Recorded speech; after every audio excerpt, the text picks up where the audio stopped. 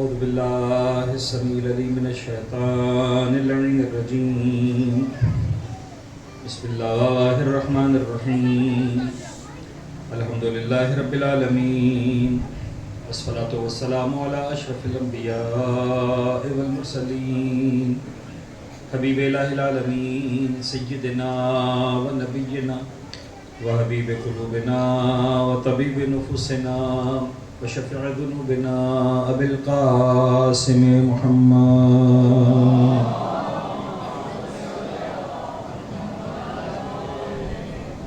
وعلى اہل بیتہ الطیبین الطاہرین المعصومین المنتجبین لا سیما لا بقیۃ اللہ فی الارضین وحجتہ علی العالمین ولعن الدائم على أعدائهم ومنكري فضائلهم وغاصبي حقوقهم أجمعين من يوم ظلمهم وغصبهم وعداوتهم إلى يوم الدين بسم الله الرحمن الرحيم اللهم كن لوليك الحجة بن الحسن صلواتك عليه وعلى آبائه في هذه الساعة وفي كل ساعة وليا وحافظا وقائدا وناصرا ودليلا وعينا حتى تسكنه أرضك طوعا وتمتعه فيها طويلا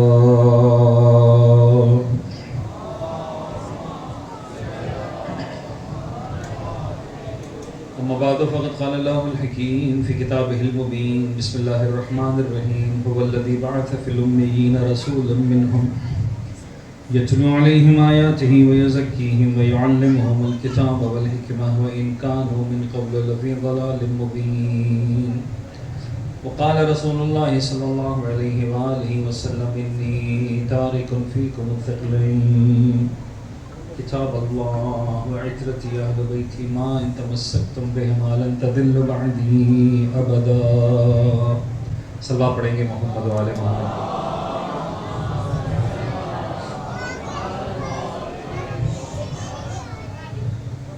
عزیزان گرامی قدر، سن 1446 کے ماہ محرم کا باقاعدہ آغاز، بلکہ اب تو جب ہم یہ گفتگو آپ کے ساتھ کر رہے ہیں تو دوسری محرم کی شب کا آغاز بھی ہو چکا ہے. اور جہاں بھی مجلس پڑھتا ہوں میں عرض کرتا ہوں کہ واقعاً دنیا بھر میں یہ اعزاز، یہ فخر، یہ عزت صرف اہل بیت اطہار کے ماننے والوں کو حاصل ہے کہ اپنے سال کا آغاز کرتے ہیں تو فاطمہ زہرا کے بچوں کا غم بنا کر کرتے ہیں. ساری دنیا خوشیوں سے آغاز کرتی ہے، جشن منا کر آغاز کرتی ہے. جہاں بھی دنیا میں نئے سال کا آغاز ہوتا ہے، کسی قوم کا، کسی دین کا، کسی مذہب کا، کسی قوم کا، کسی قبیلے کا، خوشیاں منا کر آغاز ہوتا ہے. نیو ایئر ہے، سیریمنیز ہوتی ہیں، جشن منعقد کیے جاتے ہیں. یہ صرف اہل بیت اطہار کے ماننے والے. ابھی آصف بھائی بھی یہی پڑھ رہے تھے، محرم کا چاند دیکھتے ہیں. اور میں اور آپ تو کیا محرم کے چاند کا آغاز کریں گے، میں اور آپ تو کیا محرم کے چاند کو دیکھیں گے. آپ روایتوں کو اٹھا کر دیکھیں تو آپ کو نظر آئے گا کہ اہل مدینہ کا یہ جملہ ہے اور تاریخوں نے لکھا ہے. اہل مدینہ کہتے تھے کہ ہمیں سارا سال چاند دیکھنے کی ضرورت پڑتی تھی، ڈھونڈنا پڑتا تھا. چاند نکلتے تھے، چاند ہوا نہیں ہوا، نظر آیا نہیں آیا. محرم کا چاند دیکھنا نہیں پڑتا تھا، پوچھنا نہیں پڑتا تھا. امام صادق کے گھرانے سے گریے کی ایسی آواز بلند ہوتی تھی، ہمیں سمجھ میں آ جاتا تھا محرم کا چاند.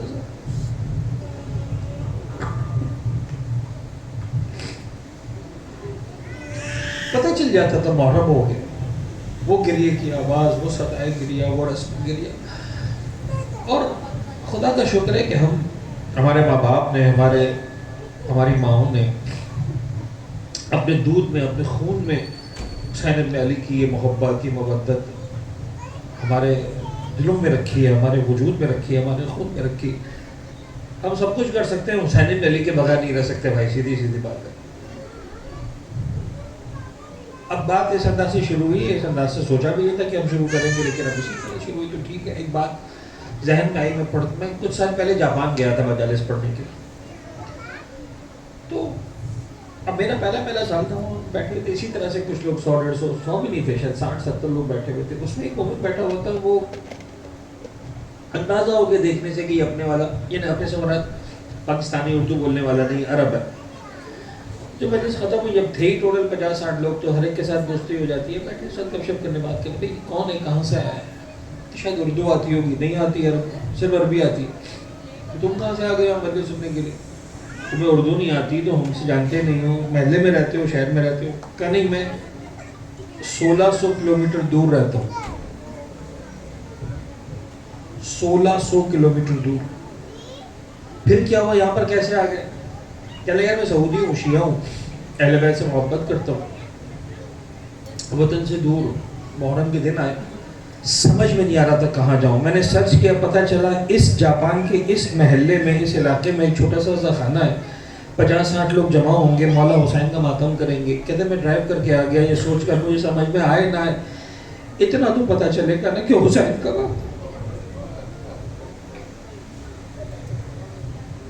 یہ تو پتہ چلے گا نا کہ حسین کا ماتم ہو رہا ہے، یہ تو پتہ چلے گا نا کہ بی بی کے اوپر سکتا، ٹھیک ہے بھی کافی ہے اتنا۔ عزیزان، اسی چیز نے ہمیں زندہ رکھا ہے، یہ سوچئے گا مت کہ ہم نے آزاداری کو زندہ رکھا ہے، یہ آزاداری ہے جس نے ہمیں زندہ رکھا ہے۔ ہماری حیات آزاداری، ہماری حیات عشق اہل بیت ہے، ہماری حیات محبت حسین ہے۔ خدا ان آنسوں کو قبول کرے۔ مجلس کا باقاعدہ آغاز کرتے مجھ سے بتایا گیا تو میرا دل چاہ رہا ہے شروع ہے تو آپ پہلے دن ہی ہم شامل کریں۔ دیکھیں آج ہم نے یاد کیا کہ یہ دودھ اور خون میں ہے ہمارے، تو جتنے احباب یہاں بیٹھے ہیں ان کے والدین سلامت ہیں، خدا ان کا سایہ سلامت رکھے، بابرکت زندگیاں دیں۔ لیکن وہ تمام جو دنیا سے رخصت ہو چکے ہیں، نسیم شاہ صاحب کے والدین اور جعفری صاحب کے والدین مرحومین، تمام بانیان عزا کے مرحومین، وہ جو پہلے کسی بھی انداز سے باقاعدہ طور پر تو مجھے بتایا گیا ہے کہ عزا خانہ پہلی مرتبہ فرش عزا یہاں پر بچھا، لیکن بہرحال اطراف و جمانب میں گھروں میں فرش عزا بچھاتے رہے، ذکر مولا بپا ہوتا رہے، جس نے جس انداز سے جو ہے وہ ذکر مولا کو بپا کرنے میں اپنا کردار ادا کیا ہے، اپنا حصہ ادا کیا ہے، آج ہمارے درمیان میں یہ سب کو شامل کرتے ہوئے ایک مرتبہ سورہ الحمد، 3 مرتبہ سورہ اخلاص کی تلاوت کرنا ہے۔ بسم اللہ۔ الحمدللہ مالک اهدنا الصراط المستقيم صراط الذين أنعمت عليهم غير المغضوب عليهم بسم الله الرحمن الرحيم قل هو الله أحد بسم الله قل هو الله أحد الله قل هو الله أحد الله ایک سملات پڑھ دیں گے، محمد و آل محمد کا اللہ بسم اللہ۔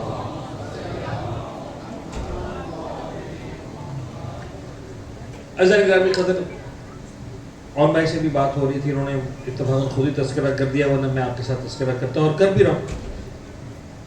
ظاہر سی بات ہے کہ زندگی میں پہلی مرتبہ آپ دوستوں کے ساتھ، احباب کے ساتھ بیٹھ کر اور آپ کی خدمت میں حاضر ہو کر مولا کا ذکر کرنے کا موقع ملا ہے، تو اب آہستہ آہستہ آشنا ہم ویسے ہی ہو جائیں گے۔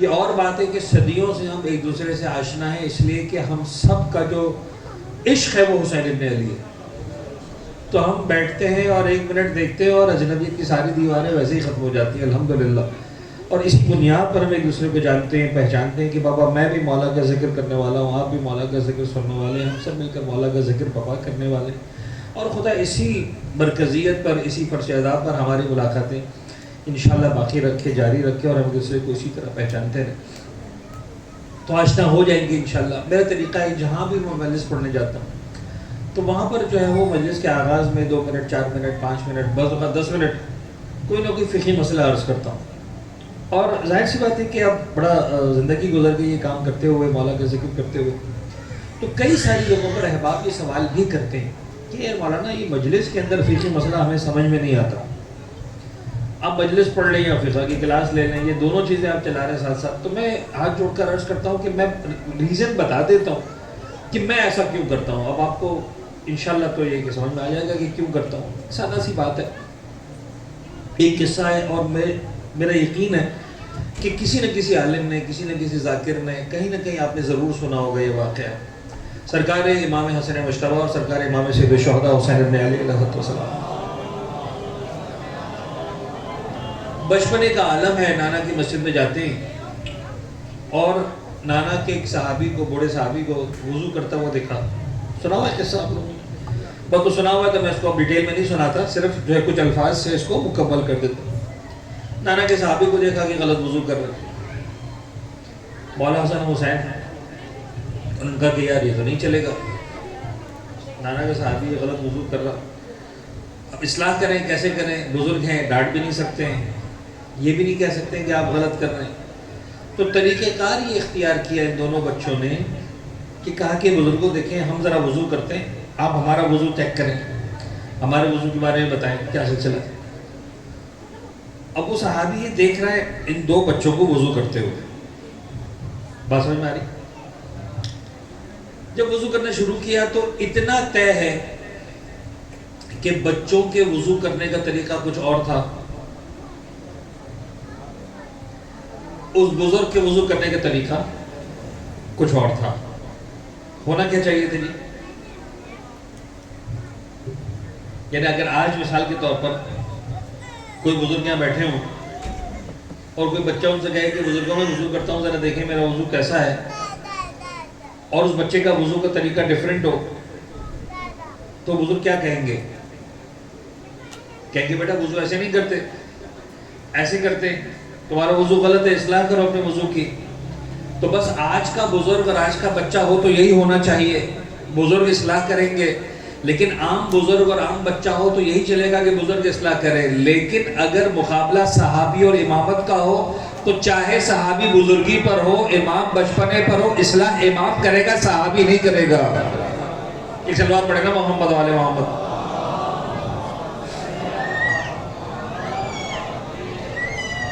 اور یہ سیدھی سیدھی بات ہے، ہم اپنا عقیدہ بھی عرض کرتے ہیں اور بڑے پختہ ہیں ہم اس عقیدے میں، پکے ہیں ہم اپنے کہ صاحب ہم ہر اس صحابی کا احترام کرتے ہیں جو امامت سے سیکھنا چاہتا ہے، امامت کو سکھانا نہیں چاہتا. تو ہر اس صحابی کا احترام ہمارے نگاہوں میں. اب جناب علی جو ہے وہ بزرگ نے دیکھا، سمجھ گئے. یعنی یہ سمجھ تھی کہ سب کچھ ہو سکتا ہے، امامت غلط نہیں ہو سکتی. چاہے بچپنے کے عالم میں ہو. فوراً جناب علی ہاتھ جوڑ کے کہنے لگے بیٹا وہ سمجھ میں آ گیا، میں اپنے وضو کی اصلاح کر لیتا ہوں، آئندہ سے میرا وضو صحیح ہو جائے گا. بات ختم ہو گئی. میں ایک چھوٹا سا طالب علم، ایک قصہ میں نے پڑھا، مجھے سمجھ میں آیا کہ جو حسین بچپنے میں اپنے نانا کے صحابی کا غلط وضو برداشت نہ کرے مسجد میں، مجھے اتنا سمجھ میں آتا ہے وہ اپنے فرض ادا پر اپنے عزادار کا بھی غلط وضو برداشت نہیں کرے گا. تو یہ سوچ کر ہم نے سوچا کہ جب مولا کا ذکر کرنے بیٹھتے ہیں، عزاداری کرنے بیٹھتے ہیں، پرسداری کے لیے بیٹھتے ہیں، تو اچھا ہے کہ 2-4 منٹ وضو نماز کی چھوٹی چھوٹی باتیں. اچھا میرا اپنا اندازہ ہے کہ عام طور پر معلوم ہوتی ہیں باتیں. میں اس لیے سرچ کرتا ہوں کہ ایک مرتبہ تذکرہ ہو جائے کہ کیا پتا کوئی مومن ایسا بیٹھا ہو کہ جس کے لیے ہمارا یہ مسئلہ بتانا اصلاح کا باعث بن جائے، اس کے لیے جو ہے وہ پتہ چل جائے کہ اچھا ایسا. تو بس وضو سے ہی شروع کرتے ہیں. صلوات پڑھیں محمد والے محمد.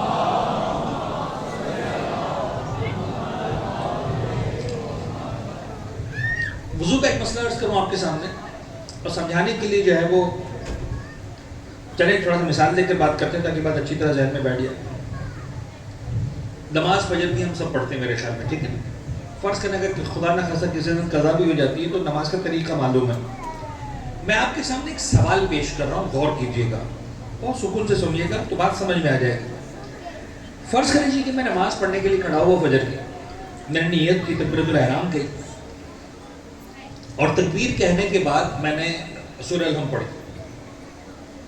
سورہ الحمد پڑھنے کے بعد میں نے ایک مرتبہ اور سورہ الحمد پڑھ لی. کتنی ہو گئی؟ 2. دوسری مرتبہ سورہ الحمد پڑھنے کے بعد میں نے سورہ انا انزلنا پڑھی، اور سورہ انا انزلنا پڑھنے کے بعد میں نے سورہ قل اعوذ پڑھ لی. سورہ بھی 2 ہو گئے. پھر میں نے قنوت کے لیے ہاتھ اٹھا دیا، قنوت پڑھا. قنوت پڑھنے کے بعد میں گیا رکوع میں، ذکر رکوع کیا، کھڑا ہوا، پھر رکوع میں چلا گیا، دوسرا رکوع کر لیا، ذکر رکوع پڑھا، دوسرے رکوع سے اٹھ گیا. اب میں نے سمع اللہ کہا، میں گیا سجدے میں، اور میں نے 2 کی جگہ 4 سجدے کر ڈالے. بات پہنچ گئی؟ 4 سجدے کر ڈالے. 4 سجدے کرنے کے بعد میں نے تشہد پڑھا، تشہد کے بعد میں نے سلام پڑھا، سلام پڑھ کے نماز مکمل کر لیجیے. تو سوال سادہ سا ہے، میری نماز صحیح ہے یا غلط ہے؟ سب کہیں گے 100% مولوی صاحب یہ نماز غلط ہے. اچھا اب میں آپ کے ساتھ جو ہے وہ مباحثہ شروع کر دوں کہ بھئی کیوں غلط ہے، میں نے کمی کیا کی. فجر کی نماز میں اللہ نے 2 الحم مانگی تھی، میں نے دونوں پڑھی ہیں. 2 سورے مانگے تھے، میں نے دونوں سورے پڑھے. فجر کی نماز میں 2 رکوع ہوتے ہیں، میں نے دونوں کیے. فجر کی نماز میں 4 سجدے ہوتے ہیں، میں نے چاروں کیے. 1 قنوت ہے، میں نے وہ بھی پڑھا ہے. 1 تشہد ہے، میں نے وہ بھی پڑھا ہے. سلام پڑھنا ہے، میں نے سلام بھی پڑھا ہے. میں نے کمی کیا کی ہے؟ کیوں میری نماز کو غلط کہہ رہے ہیں؟ تو جواب آپ سب کو معلوم ہے، اور جو آپ کے ذہنوں میں جواب ہے وہی جواب میں الفاظ کی صورت میں دے رہا ہوں. جواب یہ ہے کہ مولوی صاحب جو کہا تھا وہ تو آپ نے سب کیا، جیسے کہا تھا ویسے نہیں کیا. عبادت کا کمال یہ نہیں کہ جو کہا ہے وہ کر لو، کمال یہ کہ جو کہا ہے وہ کرو، جیسے کہا ہے ویسے کرو. غور فرما رہے ہیں؟ جیسے کہا ہے ویسے کرو. تو عبادت جو کہا ہے وہ بھی کرنا ہے، جیسے کہا ہے وہ بھی کرنا ہے. تو جس طرح نماز میں سمجھ میں آ گیا کہ بھئی جیسے کہا ہے ویسے کرو، وضو میں بھی یہی بات ہے، جیسے کہا ہے ویسے کرو. اب وضو کے اندر جیسے کہا ہے تو میں سمجھا رہا ہوں آپ کو. دیکھیں ایک تو آپ کا وضو کا مستحب والا حصہ ہے، سنت والا حصہ جسے کہتے ہیں. کلی کرنا ہے، ناک میں پانی ڈالنا ہے، پہلے 3 مرتبہ یا 2 مرتبہ کلائی کو ہاتھ کو دھونا، کلائی تک ہاتھ کو دھونا. اب جو وضو کا واجب حصہ ہے، جو اصل وضو ہے، اس میں کل دیکھا جائے تو 4 چیزیں ہیں، تھوڑا سا پھیلا دے تو 6 چیزیں. 4 چیزیں کیا ہیں؟ چہرہ دھونا، دونوں ہاتھ دھونا، 2 چیزیں. سر کا مسح کرنا، دونوں پیروں کا مسح کرنا، 4 چیزیں. پھیلا دیں تو 6 چیزیں ہو جائیں گی.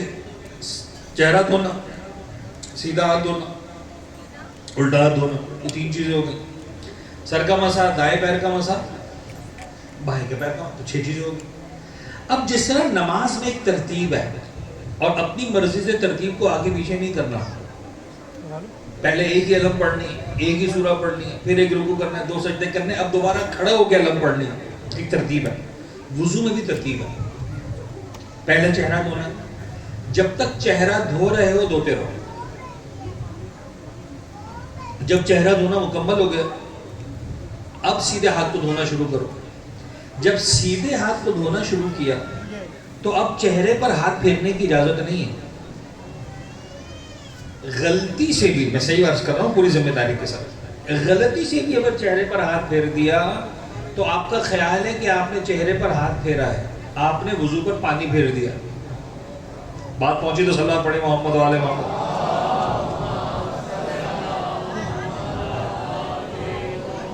جب تک چہرہ دھوتے رہے، جب سیدھے ہاتھ پہ آ گئے اب غلطی سے بھی ہاتھ پھیرنے کی اجازت نہیں. جب تک سیدھا ہاتھ دھوتے نا، جب سیدھا ہاتھ مکمل ہو گیا اب آئے الٹے ہاتھ پر. اب جب الٹے ہاتھ کو دھو رہے تو غلطی سے بھی سیدھے ہاتھ پر ہاتھ پھیرنے کی اجازت نہیں ہے. اب ذرا غور کیجئے گا کہ آپ نے دیکھا ہے ایسا منظر، یہ دیکھا ہے نا، یہ سب وضو باطل، 100% باطل ہے. یعنی یہ والا وضو کسی اعتبار سے صحیح نہیں ہو سکتا. اب یہ غلطی ہے جو ہو جاتی ہے ہمارے بچوں سے، بعض اوقات نوجوانوں سے، بعض اوقات بڑوں سے. اصلاح کر لیں. اس وضو کی غلطی کی وجہ سے جو ساری نمازیں آپ نے پڑھی تھی وہ غلط مانی جائیں. اب پتہ چلا محنت بھی کر رہے ہیں، عبادت بھی کر رہے ہیں، جاگ بھی رہے ہیں، نیند بھی چھوڑ رہے ہیں، کاروبار میں سے وقت نکال رہے ہیں، لیکن ساری صرف اس لیے غلط ہو رہی ہے کہ آپ کو وضو کرنے کا طریقہ نہیں ہے. غور فرمائیں. تو یہ طریقہ ہے ترتیب کا، چہرہ، سیدھا ہاتھ، الٹا ہاتھ. 1 وے ٹریفک چلے گا، 2 وے نہیں چلے گا. آسان الفاظ. جب الٹا ہاتھ دھو لیا اب سر کا مسح کرو، سر کا مسح کر لیا، سیدھے ہاتھ سے سیدھے پیر کا مسح کرو، الٹے ہاتھ سے الٹے پیر کا مسح. وضو کے بارے میں 1-2 باتیں پھر عرض کروں گا، ہمارے پاس ٹائم کم ہے کیونکہ بہرحال آپ کو پتہ ہے مجھے یہاں سے کسی اور جگہ بھی مجلس پڑھنے جانا ہے، تو بہرحال وقت پر ہماری گفتگو کو مکمل ہونا. ایک صلوات پڑھیں محمد والے محمد.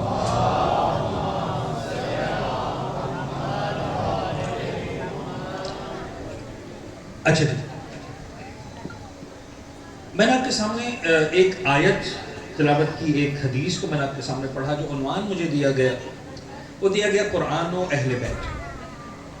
اور ظاہر سی بات ہے کہ اس موضوع پر ہم بات کریں گے. تو آج تمہیدی گفتگو ہے.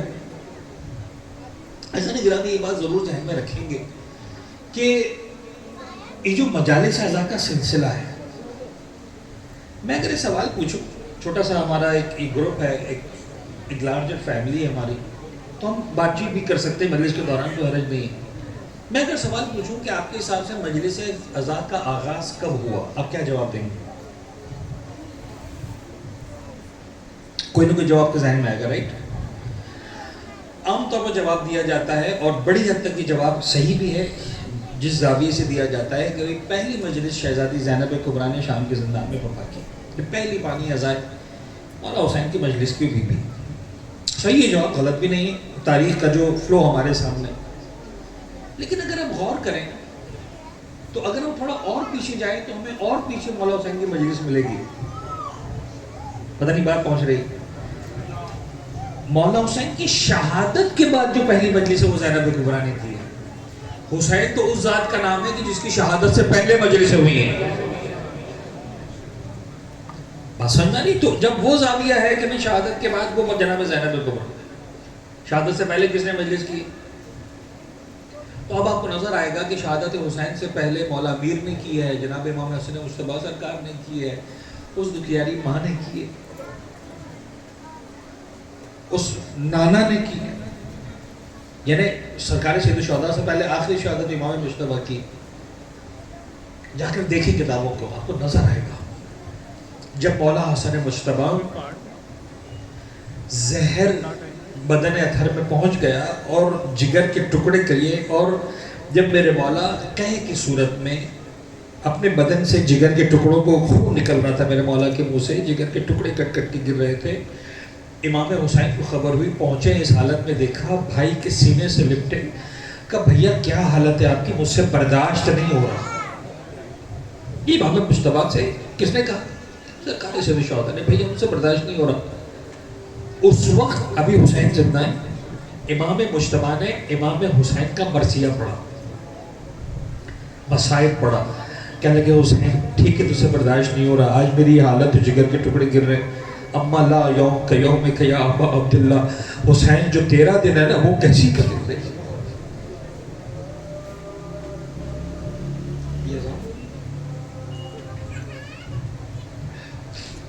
اذان کے احترام میں ہم خاموش ہوتے ہیں، اس کے بعد اس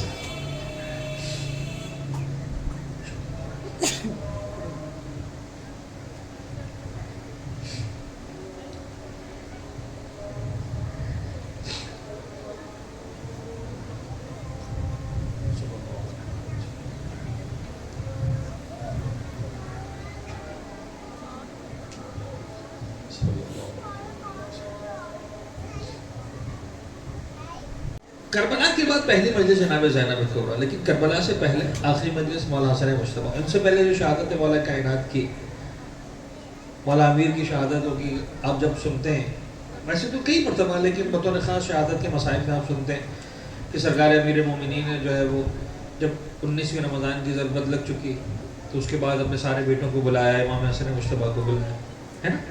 ہر ایک کا ہاتھ جو ہے وہ ہاتھ میں دیا امام حسن مجتبیٰ کے بیٹوں، میرے بعد یہ تمہارا امام ہے، سب کا امام سمجھنا. جب سب کے ہاتھ دے دی، ایک بیوی کے رونے کی آواز آئی.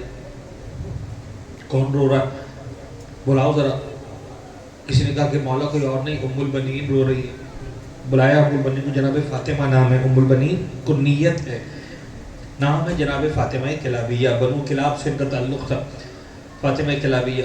بلایا فاطمہ جناب ام البنین کو. ام البنین ابھی علی زندہ ہے، کیوں رو رہی ہے؟ والی اس لیے رو رہی ہوں کہ آپ نے سارے بچوں کے ہاتھ حسن مجتبیٰ کے ہاتھ میں دی، میرا عباس اس قابل نہیں.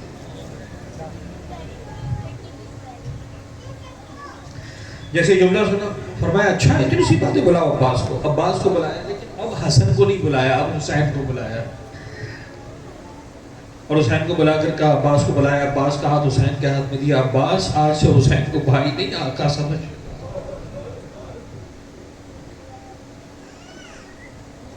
تو حسن نے مجلس پڑھی حسین،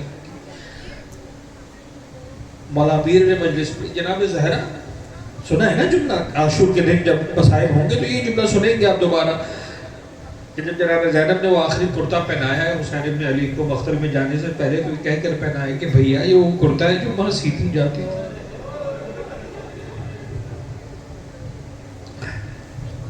اب میں کیا کروں، میں مسائل تو نہیں پڑھ رہا نا، میں تو مجلس پڑھ رہا ہوں. یہ ہے سوسائڈ کا ذکر، یہ آغاز ہے محرم میں، ٹھیک ہے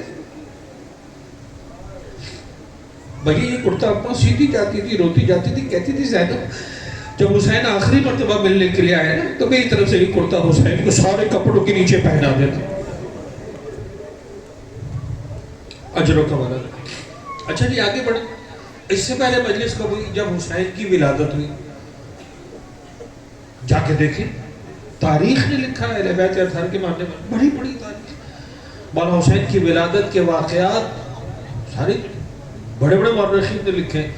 حسین ابن علی کو دیا گیا جناب زہرا لے کر آئے بابا حسین، اللہ نے دوسرا بیٹا عنایت کیا. حسن مصطفیٰ کی ولادت ہو چکی، حسین 3 شعبان، بابا حسین نے بیٹا دیا. کیا بات ہے جی، حسین جیسا بیٹا. بڑی خوش ہے جناب زہرا، بڑے خوش ہے. پیغمبر اکرم ہاتھ میں لیا، پیغمبر اکرم نے ہاتھ میں لیا، خوشی منائی جا رہی ہے. کچھ دیر گزری، جبریل آئے، پیغمبر کی آنکھوں سے آنسو جھرے. بابا کیا بات ہوئی، آپ کو خوشی نہیں ہوئی؟ آپ کی آنکھوں میں آنسو آ رہے ہیں. اللہ نے مجھے بیٹا دیا، فاطمہ کو حسین جیسا بیٹا دیا.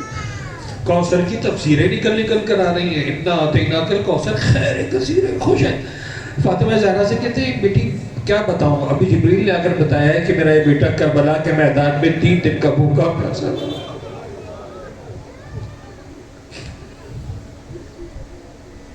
کیا بات ہے.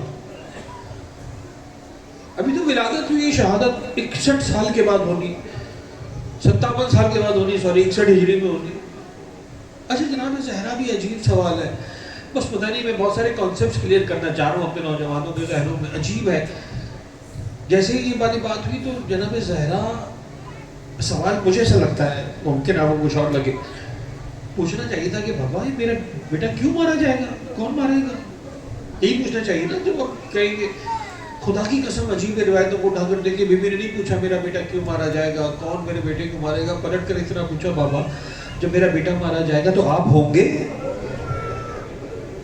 کہیں بیٹی میں تو نہیں ہوں گا، میں اس دنیا سے جا چکا ہوں. اچھا بابا یہ بتائیے کہ آپ نہیں ہوں گے تو حسین کا بابا علی ہوگا، علی زندہ ہوں گے؟ کہیں بیٹی علی بھی زندہ نہیں ہوں گے. میں زندہ ہوں گی؟ کہیں بیٹی تو بھی دنیا سے جا چکی ہوگی. اس کا بھائی حسن ہوگا؟ کہیں حسن بھی نہیں ہوگا. تڑپ کر بی بی کی زبان پر ایک ہی حسرت آئی، رو کر کہتی بابا پھر میرے حسین پر روئے گا؟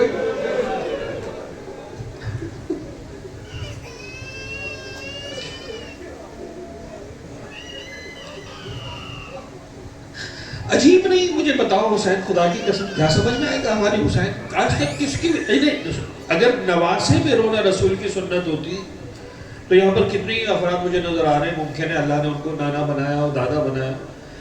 تاریخ اسلام میں کسی ایک شیعہ سنی کسی مذہب مسلک کے آدمی نے لکھا ہو کہ بابا سنت رسول ہے نواسے کی ولادت ہو تو اس کے دن رویا کرو؟ آج تک کسی نے لکھا نہیں. یہ نانا اور نواسے کی سنت نہیں ہے، یہ حسین کی سنت ہے جو کائنات میں کسی کو نہیں ملی.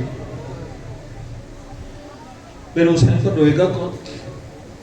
اچھا پیغمبر بھی فرماتے ہیں کہ انہیں تھوڑا سا سمجھانے کے لیے کیا کروں، اب اسی طرح سے میں بات کرتا ہوں. مولا جب یہ بات کی جناب زہرا نے تو پیغمبر کو سمجھانا چاہیے تھا شہزادی کو کہ بیٹی تو کیسی بات کر رہی ہے، تجھے اس بات کی فکر ہے، روئے گا تو یہ تو پوچھ کہ تیرا بیٹا مارا کیوں جائے گا، تو یہ تو پوچھ کون مارے گا، کیا مقصد ہوگا، کیا ریزن ہوگا، کیا حالات و واقعات ہوں گے. تو صرف رونے کی بات کر رہی ہے؟ نہ پیغمبر نے کچھ نہیں کہا. یعنی پیغمبر نے بھی اپنے عمل سے بتایا کہ زہرا کا سوال بڑا صحیح ہے، کون روئے گا. تڑپ کر فرماتے بیٹی تو دل چھوٹا نہ کرے، خدا ایک قوم کو پیدا کرے، خدا ایک قوم کو پیدا کرے. یہ وہ روایت ہے جو میں سمجھتا ہوں یہاں پر 50 سال کے بیٹھے ہیں، 60 سال والے بیٹھے ہیں، 70 سال والے بیٹھے ہیں، 80 سال والے بیٹھے ہیں کہ مولانا ہم نے سنی ہے بچپن سے روایتیں. اگر آپ کے گھروں میں اور بزرگان ہیں جا کر کہیں یہ روایتیں سنیے، ان روایتوں کو زندہ رکھیں، اپنی نسلوں تک پہنچائیں. کائنات میں حسین ابن علی پر رونا سب سے بڑی سعادت ہے. اچھا پیغمبر نے پہلی مجلس کی، چلے ولادت پہ، اس سے پہلے کوئی اور مجلس نظر آتی ہے؟ اس سے پہلے کوئی نظر آتی ہے؟ یا آپ کہہ دیں کہ بھئی پہلی مجلس جو کی وہ 3 شعبان کو مولا حسین کی ولادت کے دن پیغمبر اکرم نے کی. آپ جا کر دیکھیں, آپ کو نظر آئے گا کہ اس سے پہلے بھی مجلس ہوئی ہے. اب میرے پاس اتنا وقت نہیں ہے, میرا موضوع نہیں تھا, لیکن اب بات آ گئی جس انداز سے آپ نے اس محرم کا آغاز کیا, خدا قبول کرے انشاءاللہ آپ سے اکیلے نہیں, وہ دکھیاری ماں بھی کہیں نہ کہیں آ کر بیٹھی ہوگی. میرے بچے کا غم بنانے کے لیے یہاں پر آ کر لوگ بیٹھے, انشاءاللہ پرسہ قبول ہوگا. انشاءاللہ جو بانیان اعضاء کی نیت ہے, جو خلوص ہے, جو حاضرین کا نیت ہے, وہ خلوص ہے. انشاءاللہ ان کی بارگاہ میں خلوص ہی مانگا گیا ہے, مانا گیا ہے. اس کے علاوہ اور کیا ہے؟ ہم بیٹھ جاتے ہیں فرض ادا کر. ہمارے یہاں کسی کا انتقال ہوتا ہے تو ہم کیا کرتے ہیں؟ یہی کرتے ہیں نا, ایک شامیانہ لگاتے ہیں, بیٹھ جاتے ہیں, بھائی ہمارے ابا کا انتقال ہو گیا, اماں کا انتقال ہو گیا, لوگ آتے ہیں ورثہ دیتے ہیں. حسین ابن علی کی شہادت صدیاں گزر گئی, ہم ہی شامیانہ لگا کر فرش ادا کر بچا کر بیٹھ جاتے ہیں. حسین کا غم منانا ہے, دروازہ کھلا ہے, جس کو آنا ہے فاطمہ زہرا کے بچوں سے بیٹھ جاؤ. جس کو حسین کی رسول کی امت سے پیار ہے. کوئی نہیں تھا تمہارا بابا شیعہ نہیں, سنی نہیں, حسین نانا رسول کا نواسا تو تھا نا, سوار دوش رسول تو تھا نا. پیغمبر کے نماز میں مصطفیٰ جب آ گیا تھا مجھ پر تو نماز طولانی تو ہوئی تھی نا. جب خطبہ دیتے دیتے حسین آ گیا تھا اور پیغمبر خطبہ دے رہے تھے اور پیر اٹکا اور گرے تھے, تو پیغمبر نے خطبہ چھوڑ کر حسین کو لیا تو تھا نا. یہ تو سارا عالم اسلام لکھتا. آج حسین کا غم منانے کے لیے جمع ہوئے ہم. محرم کے ایام میں آ جاؤ. اگر تمہیں حسین سے محبت ہے, اگر تمہیں اللہ کے رسول سے محبت ہے, اگر اللہ کے رسول کی بیٹی سے تمہیں محبت ہے, آ جاؤ پرسہ دینے کے لیے. کہاں ملتی ہے مجلس اس سے پہلے؟ اب میں تفصیل میں نہیں جا رہا. ابراہیم کی سیرت کو دیکھیں, آپ کو مجلس نظر آئے گی. نوح کی سنت کو دیکھیں, آپ کو مجلس نظر آئے گی. موسیٰ کی زندگی میں دیکھیں, آپ کو مجلس نظر آئے گی. عیسیٰ کی زندگی میں دیکھیں. جناب ابراہیم گزر رہے تھے, عجیب ہے روایت کا جملہ, گھوڑے پر تھے, باب النینوا کی سرزمین سے گزرے. پروردگار کا اہتمام, جس گھوڑے پر جناب ابراہیم سوار تھے اس گھوڑے کی پیر کو ٹھوکر لگی. جیسے ٹھوکر لگی, بڑی زور سے ٹھوکر لگی, اور اس طرح سے ٹھوکر لگی کہ یہ گھوڑا گرا, اور اس انداز سے گھوڑا گرا کہ جو پشت پر جناب ابراہیم بیٹھے تھے وہ بھی جو ہے وہ زمین پر گرے. جب زمین پر گرے, جناب ابراہیم کا بھی بدن زخمی ہوا اور جناب ابراہیم کے بدن سے خون جاری ہوا. ابراہیم خلیل الرحمن, خلیل الرحمن آسان نہیں ہے. کائنات میں ایک ہی انسان ہے جسے پروردگار عالم نے اپنا دوست قرار دیا ہے, خلیل اللہ. السلام علیکم, امام حسین کو کہتے ہیں نا السلام علیکم والد ابراہیم خلیل اللہ. جناب ابراہیم کا مزاج بڑا الگ تھا. جو پروردگار سے رشتہ ہے جناب ابراہیم کا وہ عجیب ہے. میرے موضوع میں نہیں, یہ ورنہ اس کو ہم اور ڈسکس کرتے. اتنا کہا جیسے پہلا کام یہ کیا, پالنے والے جو غلطی ہو گئی معاف کر دے. یہ سنت انبیاء ہے. باتوں باتوں میں یہ پیغام لے جاؤ. فرش عزائے حسین کا فائدہ یہ بہت کچھ ملتا ہے یہاں سے. جب بھی زندگی میں کوئی آزمائش آئے, لگے کہ ٹھوکر لگی ہے, مصیبت آئی ہے, آفت آئی ہے, آزمائش آئی ہے, سب سے پہلا ادب یہ ہے سر جھکاؤ, کہو پروردگار معاف کر دے. یہ بڑا خوبصورت ادب ہے. یار یہ کیا ہو گیا, یار یہ اس نے مسٹیک کر دی, یار اس نے ایسا کر دیا. نہ جی نہ, سب سے پہلے رب العزت کی بارگاہ میں جاؤ, وہ مسبب الاسباب ہے. اس کی بارگاہ میں عرض کرو پالنے والے کیا مسٹیک ہو گئی, کیا غلطی. جناب ابراہیم نے بھی کہا معبود کیا غلطی ہو گئی, معاف کر دے. پھر پوچھا, فرمایا, عرض کی, اے پروردگار یہ بھی بتا دے کیا غلطی ہے تاکہ دوبارہ نہ کروں. جواب آیا, ابراہیم غلطی کوئی نہیں ہوئی. کہا پالنے والے پھر یہ آزمائش کس وجہ سے؟ آواز آئی, ابراہیم بات یہ ہے کہ یہ وہ سرزمین ہے جہاں پر محمد مصطفیٰ کے نواسے کا خون بہایا جائے گا. ہم نے چاہا کہ تمہیں یہ عزت مل جائے کہ جس جگہ فاطمہ زہرا کے بیٹے کا خون بہنے والا ہے, تمہارا خون اس خون نشان ہو. گریا ہوا, لعنت کی یزید کے اوپر. بات آگے بڑھی اور پیچھے جائیں. مجھے جو اب تک پہلی مجلس نظر آئی, ممکن ہے اس سے پہلے بھی ہو, مجھے کتابوں میں جو پہلی مجلس نظر آئی وہ اس کائنات کے پہلے انسان جناب آدم نے کی ہے مجلس. وہ وقت جب ابھی حابیل اور قابیل کی ولادت نہیں ہوئی, وہ وقت جب ابھی جناب آدم کی جناب حوا سے ملاقات نہیں ہوئی جنت سے دنیا میں آنے کے بعد. بعض روایتوں نے 40 سال لکھا ہے, بعض نے 300 سال لکھا ہے. گریہ فرماتے رہے. کبھی اس انداز سے روایتوں کو سنا کریں. ایک روایت ہے, البکاؤن خمسہ, 5 افراد ایسے ہیں تاریخ انسانیت میں جو سب سے زیادہ گریہ کرنے والے, جن میں سب سے پہلے آدمی کا نام ہے جناب آدم, پھر اس کے بعد جناب زہرا کا نام بھی ہے, امام سجاد کا نام بھی, جناب یوسف کا نام. جناب آدم گریہ کر رہے. قرآن نے آوازی فلتلقى آدم ربہ بکلمات, پروردگار نے جناب آدم کو کچھ کلمات سکھائے اور ان کلمات کے ساتھ جو ہے وہ جناب آدم نے رب العزت کی بارگاہ میں اپنی توبہ کی درخواست پیش کی. تفسیروں کو جا کر دیکھیے. تفسیر در منصور سیوطی، علامہ سیوطی اہل سنت کے بہت بزرگوار علماء میں سے، انہوں نے بھی لکھا ہے. بخاب فخر رازی نے بھی اس کو لکھا ہے. ہمارے تقریباً تمام بزرگان نے اپنے تفاسیر میں لکھا ہے کہ یہ کلمات کیا تھے، کون سے کلمات تھے جن کلمات کو لے کر جناب آدم کی دعا اور توبہ قبول ہوئی. تو اس وقت کہا کہ بھئی جناب جبرائیل نے آ کر جناب آدم کو سکھایا، کہا کہ آدم تم اس طرح سے دعا کرو، یا حمید و بحق محمد. اب جناب آدم یہ کلمات سے آشنا ہے، اس اعتبار سے آشنا ہے کہ عرش الہی کے پردے پر یہ کلمات لکھے ہوئے دیکھ چکے ہیں، ان ناموں کو دیکھ چکے کہ اچھا اتنی عزت ہے، ان ناموں سے مانگوں گا تو مل جائے گا، جو 40 سال سے نہیں ملا، جو 300 سال سے نہیں ملا، کہاں مانگو گے تو مل جائے گا. یا حمید و بحق محمد، یا علی بحق علی، یا فاطر و بحق فاطمہ، یا محسن و بحق الحسن والحسین، یا بعض روایتوں میں واقع یا محسن و یا قدیم الاحسان بحق الحسین. اچھا جناب آدم ایک ایک نام لیتے جا رہے ہیں. اے حمید تجھے محمد کا واسطہ، اے فاطر تجھے فاطمہ زہرا کا واسطہ، اے علی تجھے علی کا واسطہ، اے محسن احسان کرنے والے تجھے حسن کا واسطہ. سارے نام لیتے گئے.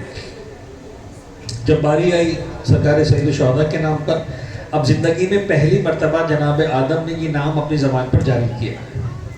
کلیئر بات یہاں تک؟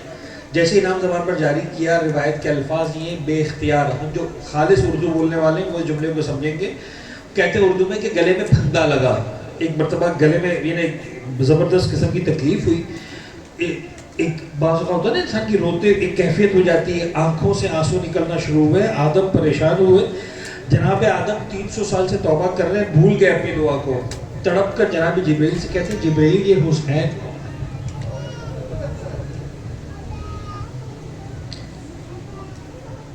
جبرائیل یہ حسین کو میں نام لے رہا ہوں، مجھے لگ رہا ہے میرا کلیجہ پھٹ رہا ہے، میرا دل بے چین ہو رہا ہے، مجھے لگتا ہے میری آنکھوں سے آنسو جاری ہو رہی ہے. کیا بات ہے، کون ہے یہ حسین؟ جناب جبرائیل نے کہا ہے آدم میں تمہیں کیا بتاؤں، تمہاری ہی نسل سے آخری نبی کا بیٹا یقتل وحیداً فرداً عطشاناً، تنہا پیاسا اکیلا کربلا کے میدان میں بے گورو کفن کا جنازہ پڑا ہوگا، مارا جائے گا. اے ابراہیم، اے آدم، کاش تم دیکھتے کس طرح سے وہ فریاد کر رہا ہوگا، واہ عطشا واہ قلت ناصر، ہائے پیاس ہائے تنگی ناصر، کوئی میرا ساتھ دینے والا نہیں رہا. یذبح من کفاف، اپنے پشت گردن سے ذبح کیا جائے گا. پیاس مسکے اور آسمان کے درمیان ایسا لگے گا جیسے دھواں آ گیا. دیکھا ہے جب بہت شدید گرمی ہوتی ہے تو انسان کو جو ہے نا، جو ان کی سامنے ویژن کلیئر نہیں ہوتا، ایسا لگتا ہے درمیان میں جو ہے ویوز بن رہی ہیں، لہریں بن رہی ہیں. اور آخر میں جب موت کی کیفیت نزدیک آ جاتی ہے نا تو وہ لہریں بھی ختم ہو جاتی ہیں، ایسا لگتا ہے صرف دھواں آنکھوں میں، انسان کو کوئی نظر نہیں آتا. جناب جبرائیل اس وقت مسائل پڑھ رہے، یہ پہلی مجلس مجھے نظر آئی کائنات کی جناب آدم کے سامنے. جب جناب جبرائیل نے مجلس پڑھی، اے آدم حالت یہ ہوگی، اس کے زمین و آسمان کے درمیان دھواں ہوگا، اس کے ساتھ اس کے گھر والے ہوں گے، انہیں شہید کر دیا جائے گا، اس کے ساتھ اس کی عطرت ہوگی، خواتین ہوں گی، مستورات ہوتی ہوں گی، ان کے بے مخنو چادر کے انہیں پھرایا جائے گا. علامہ مجلسی لکھتے ہیں اس کے بعد معصوم کا جملہ یہ ہے کہ اس کے بعد جبرائیل نے اور آدم نے مل کر ایسے گریہ کیا جیسے وہ ماں گریہ کرتی ہے جس کا جوان بیٹا مارا.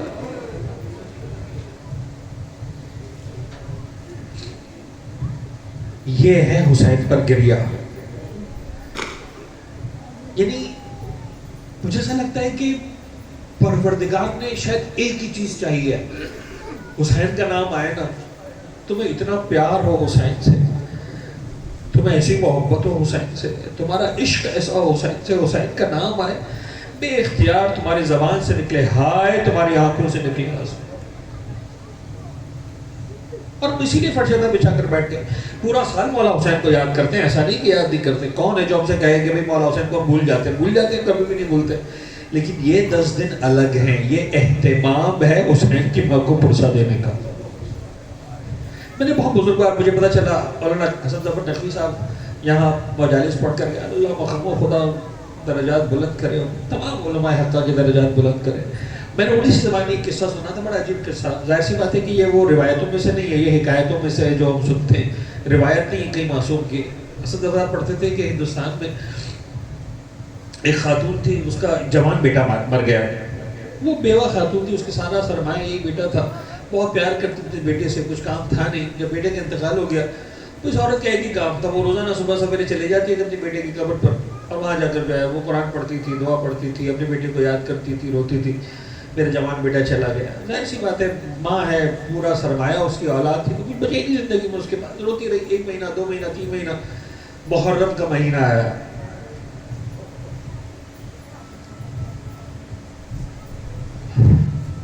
محرم کا چاند نظر آیا، بیٹے کی قبر پر گئی، کہنے لگی بیٹا تجھ سے بہت پیار ہے اور زندگی بھر آؤں گی تیری قبر پر اسی طرح سے، نمازیں پڑھوں گی، دعائیں کروں گی، تیرے لیے دعا کروں گی، اپنے غم کا اظہار کروں گی، لیکن بیٹا یہ 10 دن جو ہے نا تیرے نہیں ہیں، یہ 10 دن فاطمہ کے. بس یہ ہو گئے بندے صاحب، اب کیا پڑھوں گا؟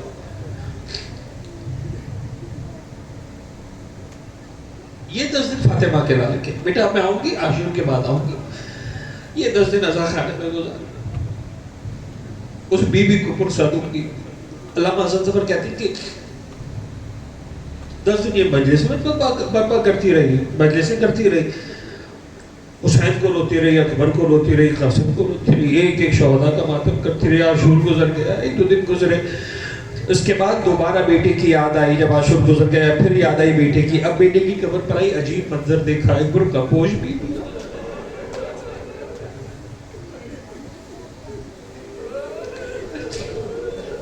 اس کے بیٹے کی قبر پر بیٹھی ہے، بیٹھ کر رہی ہے. کہتی تعجب کے عالم میں آئی بی بی کے پاس، کہنے لگی بی بی مجھے لگتا ہے تو غلط جگہ پر آ کر بیٹھ گئی، یہ میرے بیٹے کی قبر ہے، تیرے بیٹے کی. اجرکم اللہ،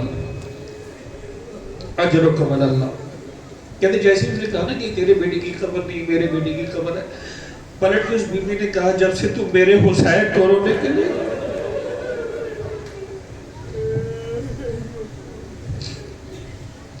میں کیا کہوں، نہیں تھا سارا، یعنی مجھے نہیں پتا آج کی مجلس کیسے ہوئی ہے. میں ایک لفظ بھی وہ نہیں پڑھ پایا جو میں سوچ کے آیا تھا. میں نے سب کچھ وہ پڑھا ہے جو بس بی بی نے پڑھوایا ہے، تو اپنے مصائب کا جملہ بھی سوچ کے کیا تھا. امام زہری کی ایک روایت ہے، بس اسی پر ختم کرتے. خدا کو سلامت رکھے، آنسو کو قبول کرے. امام زہری چوتھے امام کے زمانے کا آدمی، اہل سنت کے علماء میں سے بڑا عقیدت والا ہے، امام سجاد سے بڑی محبت کرتا ہے. تو اس کے گھر میں شادی تھی، یہ آیا امام سجاد کی خدمت میں، کہنے لگا مولا میری خواہش ہے کہ میرے گھر میں شادی ہے تو آپ میرے گھر تشریف لائیں. اچھا آپ نے سنا ہے، تاریخ بتاتی ہے کہ کربلا کے واقعات کے بعد میرا مولا سجاد کسی شادی میں شرکت نہیں کرتا، اور مدینے والوں کو معلوم تھا، آتے تھے دعوت دینے کے لیے، لیکن پتہ ہوتا تھا کہ امام جواب میں کیا فرمائیں گے. امام نے دعا دی، کہا زہری خدا تیرے بیٹے کی خوشیوں کو آباد رکھے، تیرے گھر میں جو دعا دینے کا طریقہ تھا. کہا لیکن زہری تجھے معلوم ہے ہم کربلا کے واقعات کے بعد کسی جگہ شرکت نہیں کرتے، تو زہری ہم نہیں آ سکیں گے. اچھا زہری پہلے سے سوچ کے گیا تھا کہ جب امام یہ فرمائیں گے تو میں کیا کروں گا. زہری نے پلٹ کر کہا کہنے کہ مولا بھول جائیے میرے بیٹی کی شادی کو، مجھے ایک درخواست کرنی ہے، آپ میرے گھر تشریف لائیں. میں کیا کروں کہ آپ میرے گھر پر آئیں؟ اس کا جواب بھی میرے مولا کے پاس تیار تھا. امام نے کہا کہ زہری یہ کو پوچھنے کی بات ہے، تو میرے بابا کے مسائل بیان کرنے گئے تھے وہاں، پھر تجھے بلانا نہیں پڑے گا سید سجاد کو، خود آئے گا سید سجاد تیرے گھر. زہری نے اعلان کر دیا کہ ٹھیک ہے جی، بیٹے کی شادی بعد میں ہوگی، پہلے حسین بن علی کی مجلس ہوگی. دن مقرر ہو گیا، وقت مقرر ہو گیا، بھائی فلاں دن اتنے بجے جو ہے وہ اتنے ٹائم پر مجلس ہوگی. اب جب مجلس کا وقت تھا، واقع زہری چلا، جب ذاکر آنے لگا کہ ابھی بیٹھنے کا وقت ہو گیا کہ اب جناب میری مجلس ہوگی، دیکھا کہ میں جاؤں جا کر مولا سے کہوں مولا تشریف لائیے، میں نے آپ کے بابا کے مسائل بیان کرنے کا اہتمام کیا ہے. واقع بلانا نہیں پڑا، دیکھا خود مولا سجاد آ رہے ہیں. اچھا ایک طریقہ تھا عربوں میں، ایک الگ سے مسند ہوتی تھی، ممبر کے ساتھ، کرسی کے ساتھ، بزرگان کو، سرداروں کو بٹھایا جاتا تھا، تو باقاعدہ اہتمام کے ساتھ جو طریقہ تھا وہاں امام کو بٹھایا گیا، ذاکر اوپر بیٹھا، ذاکر نے مسائل پڑھے. اگر ہم سوچتے ہیں، دیکھیں ہم جب ذاکر مجلس پڑھتے ہیں نا، بعض وقت جملہ کہتا ہے کہ یار تم اکیلے نہیں رو رہے ہو، ساتھ میں ایک مولا سجاد ہے تمہارے ساتھ کہیں نہ کہیں بیٹھا ہو. انسانی تصور کرتا ہے، بے اختیار انسان کی کیفیت بدلنے لگتی ہیں، آنکھوں میں آنسو ہونے لگتے ہیں. آپ سوچیں وہی مدینہ کا ماحول، مدینہ کی گلیاں، مدینہ کا گھر، امام سجاد خود سامنے بیٹھے ہو، کیا قیامت کا منظر ہوا. مولا کے مسائل بیان کیے گئے، سید شعبہ کی شہادت بیان کی گئی، کسی کو کسی کا ہوش نہیں رہا۔ جب مجلس مکمل ہوئی، زہری روتے ہوئے اپنے مقام سے اٹھا کہ جاؤں جا کر مولا کو پرسا دوں، گلے سے لگاؤں، سینے سے لگاؤں، پرسا دوں بابا کا پرسا، لیکن امام نظر نہیں آ رہے، پریشان ہو گیا۔ امام کو یہاں بٹھایا تھا، ایک بلند جگہ پر بٹھایا تھا، عزت احترام کے ساتھ، نظر کیوں نہیں آ رہے؟ ڈھونڈتے چلا، کہیں نظر نہیں آ رہے۔ جاتے جاتے جس مقام پر عزاداروں نے اپنی جوتیاں اجرکم اللہ، جس مقام پر عزاداروں نے جوتیاں اتاری تھی نا، اس مقام پر دیکھو چودہ امام سرکار غشی کے عالم میں پڑے ہوئے، بے ہوش پڑے ہوئے، پانی لایا گیا، امام کے چہرے پہ چھڑکا گیا، امام کو ہوش میں لایا گیا۔ زہری نے ہاتھ جوڑ دیے، مولا کیا بات ہو گئی؟ کوئی ناراضگی ہو گئی؟ آپ اس مقام پر آ گئے جہاں جوتیاں اتاری ہوئی ہیں، کوئی خطا ہو گئی؟ درگزر کر دیں، معاف کر دیں۔ امام رو کر کہنے زہری کیسی بات کرتا ہے؟ کہا مولا پھر آپ یہاں پر کیوں آئے؟ کہا زہری میں کیا بتاؤں، جب میرے بابا کے مصائب پڑھے جا رہے تھے، میں نے دیکھا میری دکھیاری دادی فاطمہ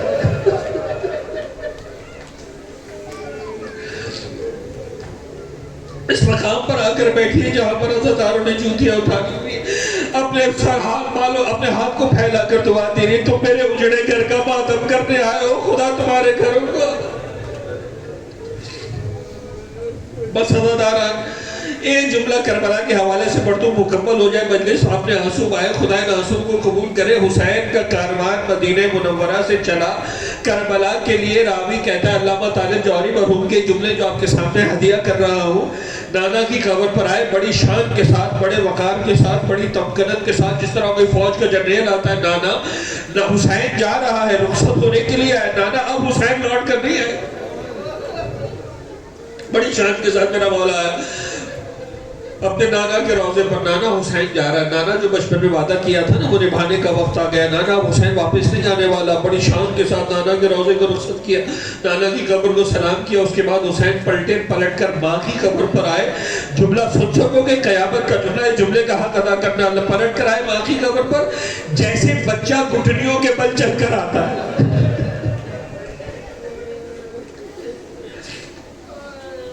اپنے آپ کو ماں کی قبر پہ گرایا، اماں تیرا حسین جا رہا ہے لوٹ کر۔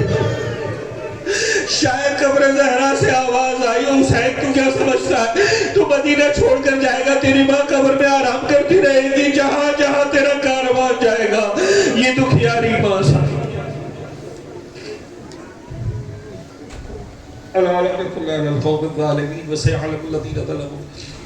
اعلی محمد نیبن کلمین کلمون، ہمارے اس قلیل توسل کو اپنی بارگاہ میں قبول فرما۔ غم محمد و آل محمد کے سوا کوئی غم ہماری زندگی میں شامل نہ فرما۔ ہمارے معصوم حروم حضرت زہرا سلام اللہ علیہ میں جگہ عنایت فرما۔ معبود محمد و آل محمد کا واسطہ بانیان حاضرین کی تمام حاجت و دعاؤں تمناؤں کو قبول فرما۔ معبود محمد و آل محمد کا واسطہ جب تک زندہ رہیں فرش عزائے حسین سے وابستہ فرما۔ فرش عزا بچھانے والوں میں، فرش عزا پر آنے والوں میں، فرش عزا کی خدمت گزاروں میں ہم سب کا نام شامل فرما۔ ہم سب کے رزق حلال و طیب میں کثرت و برکت و وسعت عنایت فرما۔ مقروضوں کے قرض و غیب سے ادا فرما۔ پریشان حالوں کی پریشانیوں کو دور فرما۔ بے اولادوں کو اولاد صالحہ عنایت فرما۔ صاحبان اولاد کو بہترین تربیت کرنے کی توفیق عنایت فرما۔ معبود محمد و آل محمد کا واسطہ دنیا میں جہاں جہاں مظلوم ہیں ان کی حمایت فرما، جہاں جہاں ظالم ہیں ان کو نیست و نابود فرما۔ اپنی آخری حجت امام عصر و زمان کے ظہور میں تعجیل فرما۔ ہمیں ان کے آوان و انصار میں شمار فرما۔ ربنا تقبل منا انك انت السميع العليم وتب علينا انك انت التواب الرحيم۔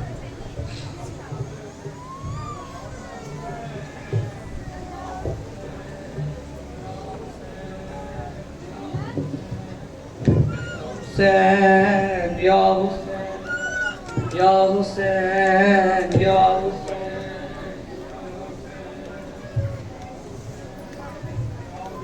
مل کے سنا دے سارے، یا حسین یا حسین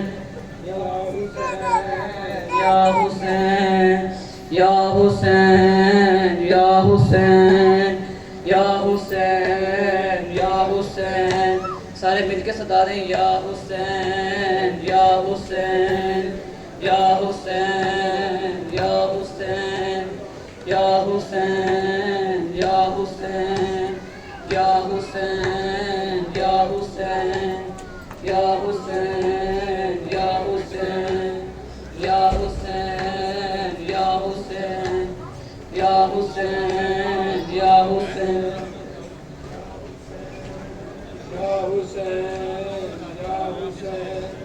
یا حسین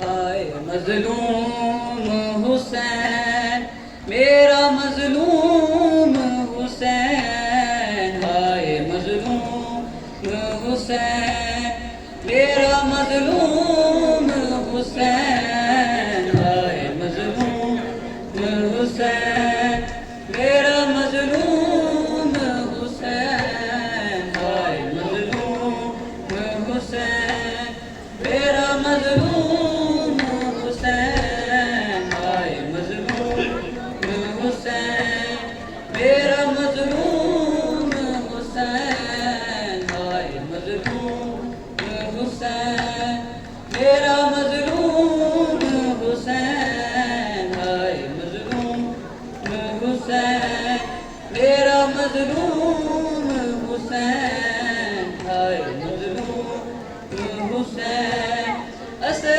عاشور میرا لال بڑا پیاسا ہے ہائے مظلوم